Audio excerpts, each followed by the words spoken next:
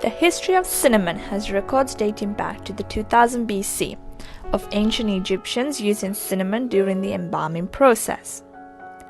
Medieval doctors have also used cinnamon as a source of treatment for coughs and sore throat.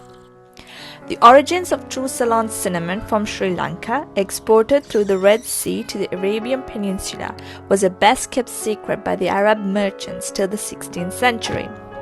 Today, it is well known that cinnamon comes from the island of Sri Lanka. In order to maintain and justify the exuberant prices of true Ceylon cinnamon, Arab merchants wove colorful tales of large birds carrying cinnamon sticks from a distant place where cinnamon grew.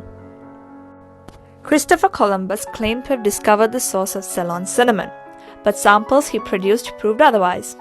In 1518, the arrival of the Portuguese in Sri Lanka gained control over the production and trading of cinnamon for the next 100 years.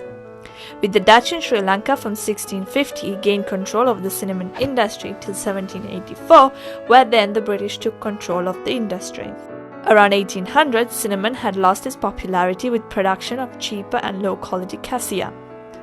The mild and sweet flavor of true Ceylon cinnamon makes the spice the more popular choice for baking and flavoring hot drinks like coffee and hot chocolate. It is also known to have some medicinal properties, with having powerful antioxidant and anti-inflammatory properties.